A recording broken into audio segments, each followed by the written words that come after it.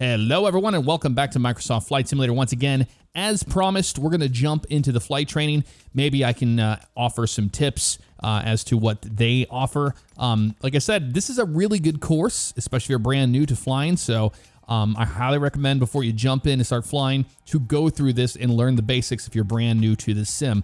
So basic controls and cameras. Like I talked about before, the airport they're using is Sedona. And it's a high density and altitude airport. It's, you know, the elevation is high. Your performance on the airplane is going to be lower because the air is less dense. If you want to learn about density, altitude, you can always just Google it. There's plenty of information there. But we are going to see those effects as it is modeled into the sim. So we're not going to do number one because it's just basic controls and cameras. It just shows you how to use parts of the simulator.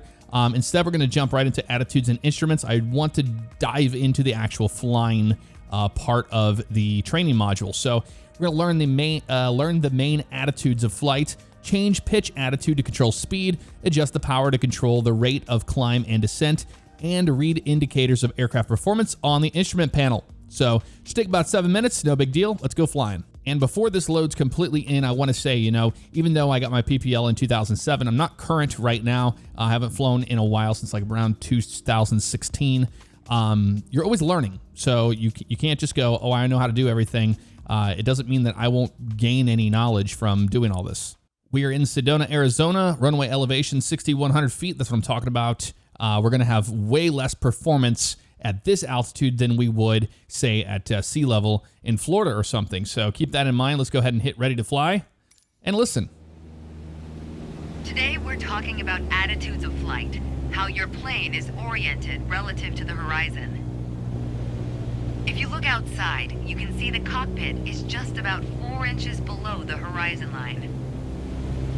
We're flying straight with a decent rate of speed. This is the cruise attitude. Let's see how it reads on your instruments. I'm going to bump my view up so I can see the cowling a little bit there. Focus on the instruments, press Control 1. Yep, these are the different presets we've got here. Take a look at the attitude indicator. As the name implies, it shows your current attitude. The white line is the horizon, with the sky above and the ground below. That orange element in the middle, aligned with the horizon, that's your plane. Just like we saw outside, our current attitude reads pretty much straight and level. Yep, we're looking straight and level here. Okay, now let's see how much power the engine's generating. About 87 knots. Check your tachometer. Yep, check the tachometer. It's going to be Control 2. Looks like we're pushing around 2,300 revolutions per minute. Yep, that seems about right. Combined, attitude and engine RPMs translate to aircraft performance. Which leads us to your airspeed indicator. Yep, there we are. We're about to 90 knots now. Now, last but not least, check your altimeter. Yep, altimeter's altimeter's 29902. You always want to read the small needle first.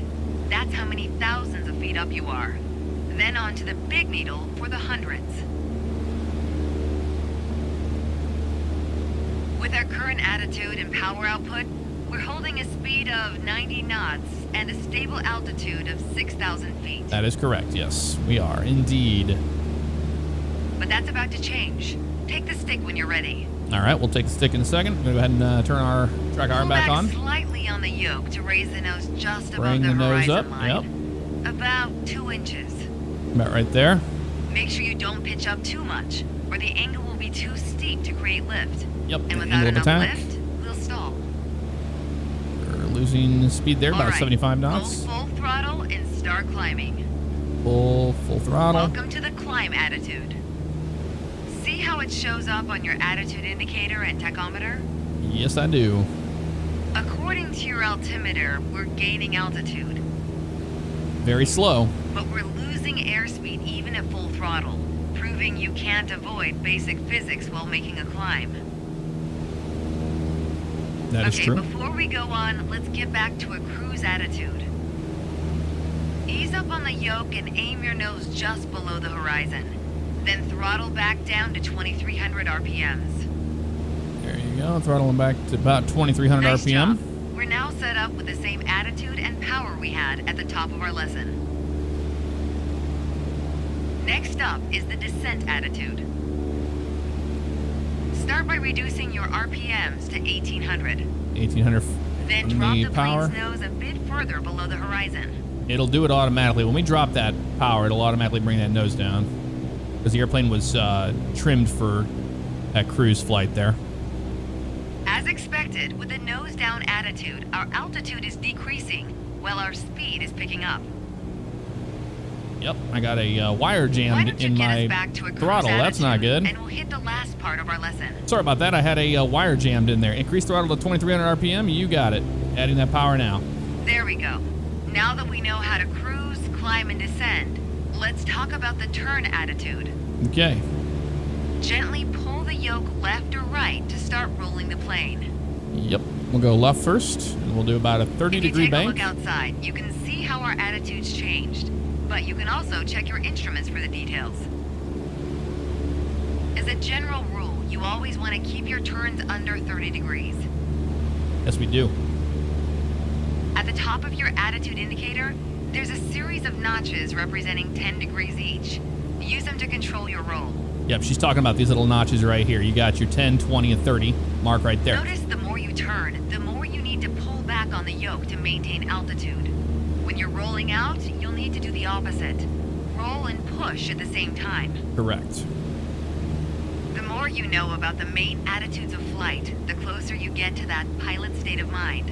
So keep practicing, and whenever you're done, pass me the controls. All right, so she's going to wait for us to do some practicing here.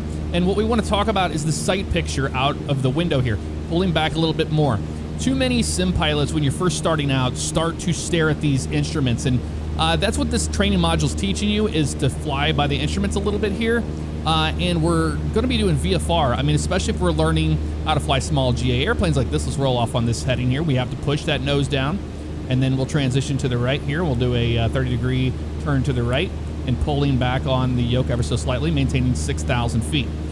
So we're looking at the sight picture out there, meaning you see the nose here where it's at, you see where the horizon is. If you just maintain this, you don't have to look at your altimeter. Another key factor is that you'll hear the engine spool up when you're in a descent. I'll show you. You bring the nose down, you'll hear it climb in speed, and then whenever you're descending when we're climbing, you're going to hear the engine bog down, and you're going to see your RPM start to drop there. So that is a good indicator that your airplane is not doing what you need to. So you can actually have a nice coordinated flight or coordinated turn here by just looking out of the window. And that's what I really want you guys to do if you're brand new to this. Get used to VFR flying before you jump into instrument. You will, in the real world, you'll learn VFR flying before you ever step into IFR. So it's good to have these skills for sure. Bringing that nose back, we can hear the engine kind of starting to race a little bit there. We're looking pretty good here. Let's go ahead and roll off right about here. Using a little too much rudder there. So you do have to use rudder in your turns to coordinate it. Step on the ball. You want the ball to be in the center of these two black lines at all times. I'll show you what a steep turn's like. We're going to do a 45-degree turn to the left, and you'll see just how much more piloting it takes to maintain 6,000 feet. So we'll just go ahead and all the way to the left here, and we're at about 45 there, looking good. And another thing you could do before we do that, I'll show you something fun. Rolling angle is too high, reduce it. Yeah, we know, we're doing a steep turn, I'm showing you. So we're in a left steep turn here, and we're gonna roll off here and push that nose over, and then a little bit of right rudder here. We'll start the right turn on a steep turn to the right and letting the nose come down. And you just keep that sight picture out there for the most part. So we'll go ahead and roll off this way. And we'll talk a little bit more about what you can do to help you in turns. So like she talked about, the airplane's going to want to climb or descend based on how steep of a turn you're giving. So we go to the left here to 30 degrees. You see how it's dropping? We want to bring that nose up. Now we know the airplane's going to do that. So something you can do before then is get used to using your trim wheel and trim the airplane back before you do it. So say we're going to do a turn to the left here. I'm going to go ahead and roll to the left, 30 degrees. You see the nose come down. I'm going to go ahead and trim the airplane up. Now what we can do is we can actually put this at 30 degrees and trim the airplane. And look at this. I'm letting go of the yoke completely. We can just go a little bit further forward on that on that trim and get it just right. And we don't have to fight the airplane at all. The airplane will just happily do what it wants to do based off of how much trim you're giving the airplane. So that's just a little added tip. Let's go ahead and delegate controls back to her and see what she has to say. Control-Alt-X for that. There you go. I've got Your control controls. now. Well done. Your airplane.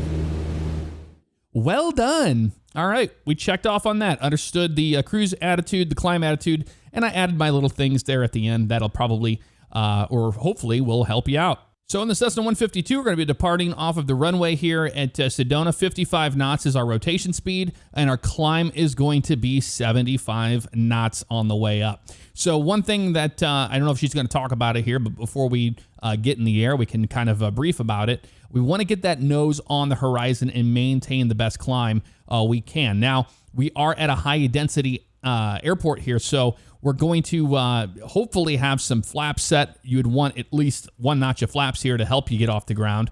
And you're going to notice if it's a hot day that performance is really going to be much less than it would be if we were, say, flying out of Tampa, Florida with similar conditions. Okay, ready to go flying. Hit ready to fly. What you got for us today? There's an old saying I like. Mm-hmm. A mile of road will take you a mile.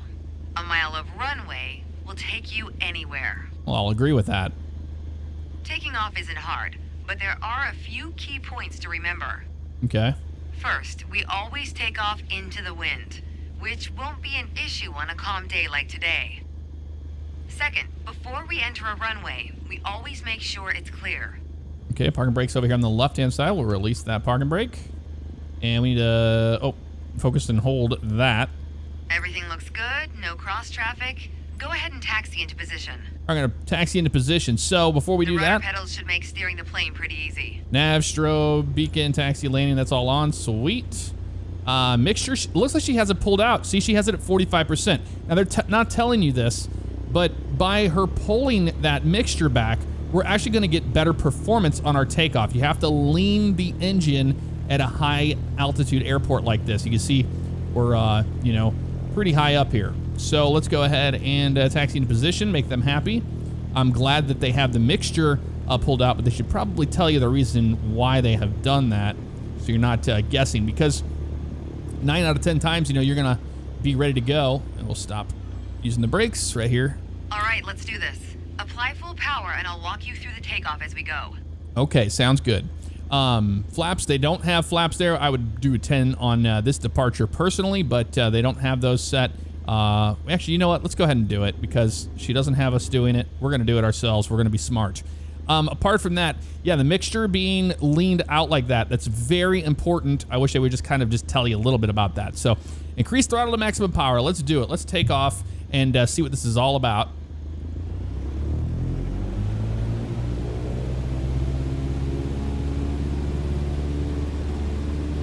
Use your rudders to stay on the center line and keep pushing power until you reach 55 knots. Airspeed is alive. You can see the airspeed climbing there, 40 knots there. Good. Now gently pull back on the yoke. There's 55, on back we go. Line up the top of your instrument panel so it's a couple inches above the horizon. That'll pitch us up and set a good climb attitude. And we're airborne. Focus on flying straight. Use your rudders to keep the runway heading of 210 degrees. Maintain 75 knots, and we'll reach our target 75. altitude of 5,500 feet in no time. I'm going to climb to 5,500 feet. I'm glad they allowed us to use some flaps because you can see how much that helped us on our takeoff roll. So you can go ahead and bring them up. There comes the flaps in. The nose is going to drop down like that. We'll be ready for it. We can trim the airplane back. And we can actually trim the airplane for climb by using your trim. So you definitely want to get your trim set up. That is very important when it comes to flying GA, because you don't want to fight the airplane. You want to be able to just fly it. Bringing the nose back a little bit more with trim. I'm not using any input off of the yoke. There we go. Now I'm pulling the yoke back a little bit. So we're at 80 knots here. We want 75. We're climbing to 5,500 feet, which we're about to do here in a second. 5,500 feet. A nice, safe altitude for part 2 of our lesson. Awesome. Straight and level flight. Okay. First step here is adjusting our attitude. Yep, we learned that earlier. So use yoke to straighten aircraft. All right, we'll bring that nose forward down here. We're in a cruise attitude, pushing max power. To stay level at our target altitude, let's start by easing the throttle back to 1800 RPMs. Ooh, that's pretty low, but okay, we'll do that. We'll make them happy. I'll have to retrim the airplane as well, so lowering RPMs down to 1800 ever so slightly here. You probably noticed, to maintain altitude, you need to pitch the nose up. Yes. You could just keep pulling on the yoke to hold steady, but that's not really a precise means of control. Probably better to adjust your trim wheel until you don't need to push or pull on the yoke. Oh, I was ahead of you. Drag the trim down when you need to set the nose up. Drag it up to set the nose down. Try adding trim to keep us at 5,500 feet without increasing throttle. If you feel our pitch slipping and need to get back to the proper attitude, don't worry. Just pull on the yoke, then dial in the right trim. The way I was taught, when you adjust the trim, you make rough changes at first to remove pressure on the yoke, then small adjustments to find the perfect setting to keep your desired attitude. That's the key to straight and level flight. It saves you from constantly pushing or pulling on the yoke. And that gives you more time to enjoy the ride. If you want more practice using the trim, go for it. Whenever you're ready to pass the controls, I'll be here. All right, you got it. So, yeah, we have our trim wheel. You can see I'm not using the yoke there. I'm just using my trim back and forth. And you can see that down here, we have this little plastic wheel, and you're seeing it go forward and back. And what that's doing is that it's adjusting a little tab back there on the elevator of the airplane. I'll show you exactly what that is. I'm going to add more power because she's crazy wanting to fly at 1800 RPM out of the green band for straight and level flight here. So here we are in the outside view of the airplane. You can see down here is our elevator, these two little guys here, and this is the trim tab back here. And when we roll it back and forth, it's actually making a small minute adjustment back there on that, which helps the airplane climb or descend, which is really nice. We'll delegate controls back to her, and we'll head back into the cockpit. Control-Alt-X. You got it. Control-Alt-X. Your airplane. Okay, I have control. Hope you enjoyed the lesson. I enjoyed it. Thank you very much for the lesson today. All right, we checked that off. So that was all good to go. Hopefully that helps you out a little bit more on that. So on a standard departure in this particular airplane at other airports that aren't so high up in elevation, you don't have to worry about your mixture being completely leaned out like that. It could be rich. But you can tell as well, if you're on a climb and you feel like the airplane's not getting enough power, try just barely pulling your mixture back until you get that power band. That's really going to help you out on a climb based on where you're located. I'm not sure where you're going to be flying, so but you're at sea level, that can be rich, and then you don't have to use flaps on takeoff at all. All right, so we are going to be doing one of my favorite things to ever do with aviation, and that is land the airplane here at Sedona. Looks like they want a descent at 65 knots, and I mean, that's pretty steep looking there from that picture. So 65 knots is what they want on final approach speed, and that sounds about right. That's what we're going to do.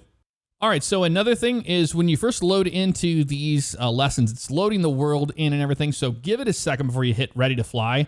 That way your frame rate will start to increase and you'll have a nice smooth experience. I'm gonna go ahead and click ready to fly and let's land this. Okay, we are in control of the airplane. She doesn't tell you that we have control, but we do have control. We want 65 knots, put that nose down immediately because we are at really high up. So let's go ahead and you want to pitch for the 65 knots. You don't have to complete the standard traffic pattern. And I've got the power completely pulled out. I've already set us up in landing configuration at 65 knots with 10 degrees of flaps and idle power. Yeah, we are way too far out to have all this. We are not on the glide slope. We're way over it. Change your pitch if you need to, and keep your aim point on the runway number. Okay, so you see this here? When you're targeting the runway number, you want to keep it steady in your sights. All right, so they made a boo-boo here, and you're way too high to make this. Moving up in your windscreen, you're coming in low. Yes, I get that. You need to add a bit more throttle to get back on the slope. No, we do not. We need to do anything but that. If it looks like the number's moving down in your windscreen, well, then you're too high. We're probably going to restart this, and we're going to slip the airplane down to the glide slope. Your rate of descent, but you'll also need to push forward and trim to change your attitude and maintain the same speed. Wow, okay. So, yeah, flaps extend for landing, blah, blah, blah. So you see these white lights here, these 4. That's your PAPI light system there. So you want 2 red, 2 white. When you have white lights like that, that means you're way too high on the glide path. They're on a 3-degree glide path or whatever they're set at. And you want 2 red and 2 white. We're way too high, and I'm pushing the nose all the way down to about 80-something knots here because they started off way, way too high on altitude to ever make it. We're going to restart this. I'm going to show you Keep your aim point on the what it runway looks like threshold. here. When you're 10 feet above the runway, it's There's time our to first flare. red. Once we pass the And there's the threshold, second one there. Shift your aim point to the end of the runway. Okay, so we're on the glide path now. There's 70 knots. I'm going to go ahead and just dump the flaps in like they want us to here. We're going to add a little bit of power here for altitude and pitch for that airspeed. Yeah, they set you up for failure on this. This would be a go-around. Past the threshold, but So we're going to do a go-around here. We'll restart the lesson, and I'll show you how we're going to get down that glide path better. The plane now. All right, so before we do this, again, we're going to do a forward slip. So basically, I'm going to add all right rudder and counteract with left aileron, left on the yoke. So we'll add that right rudder, left on the aileron, and you're going to see that we're going to be able to lose altitude without gaining too much airspeed. That's what we want. We're going to try to get on the glide path because they have us way, way too high up on this guy to start with. And then once we get on there, we'll put the flaps in, and then we'll land aiming on that touchdown point, which is those big white squares on the runway. That's where we want to land. So ready to fly. Let's do it. There we go. Kill the power completely. Right rudder. My first instructor used to say the best part of flying is landing in one piece. The man was a terminal pessimist, but he wasn't wrong. Today, you're in charge of bringing us in for a safe landing.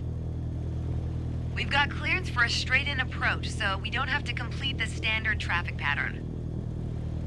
And I've already set us up in landing configuration at 65 knots with 10 degrees of flaps and idle power. We're on the glide slope now. Maintain speed around 65 knots. Change your pitch if you need to, and keep your aim point on the runway number. When you're targeting the runway number, you want to keep it steady in your sights. If it looks like the number's moving up in your windscreen, you're coming in low. Yes, I know. You'll need to add a bit more throttle to get back on the slope. And there's our first red. Okay, If it looks go ahead like and the number's moving kill down that in your windscreen, forward slip. well, then you're too high. You'll need to add flaps to increase your rate of descent, but you'll also need to push forward and trim to There you go. change your We're attitude below the and maintain the white same arc speed. on the airspeed indicator. You see this little white arc here. That's where you want to be, below that white arc, to add your flaps in so we don't damage them. So that's good there. We're at 10 degree. Little low, bring that nose up. We want to pitch for that airspeed, and we want to power for the altitude. So pull that power out a little bit more. And we're aiming right. Actually, what we want to do is the touchdown zone is this white boxes here. But we want to aim for the numbers of the runway itself. Keep your aim point on the runway threshold. When you're 10 feet above the runway, it's time to flare. Once we pass the threshold, shift your aim point to the end of the runway. They really don't set you up for success on this one, sadly. On the yoke to aim the nose just above it. Yeah, I'm aiming on those numbers there, bringing that nose up a little bit more. Yeah, they really don't help you out on this landing at all. This is pretty bad. So we're aiming for that guy there, and you don't want to flare it like it's a 747 or A320. You want to hold the power over the piano keys. Let the airplane tell you when it wants to stop flying here. Let it start climbing. So bringing that nose up a little bit more. It'll Nice. right there. Now apply the brakes to slow us down and bring the nose plane down. to a stop. There we go. And apply the brakes, of course. We'll slow down and make this turn right here on the left. No problem. So yeah, they really don't set you up there very well at all. That was way too high on the glide path that you want for final approach. So that's unfortunate. To stop the aircraft, apply the brakes. Yeah, we'll do that after we cross the little lines here. There we go. And we'll hit the brakes. We'll come to a stop, and I think they'll be happy with that. Great job. As they say, any landing you can walk away from is a good landing. But if you can use the plane the next day, it's outstanding. Landings can be hard, even for seasoned pilots. Trust me, don't hesitate to practice. After all, that's what we're here for, right? That's what we're here for, right? Yes. So, big ones on that is one thing I want you to really take away from is whenever you see the word flare and you're seeing people flare airplanes, you're bringing that yoke back towards you. You're getting the nose up so you land on the main gear. In a small GA airplane like this, you only need a few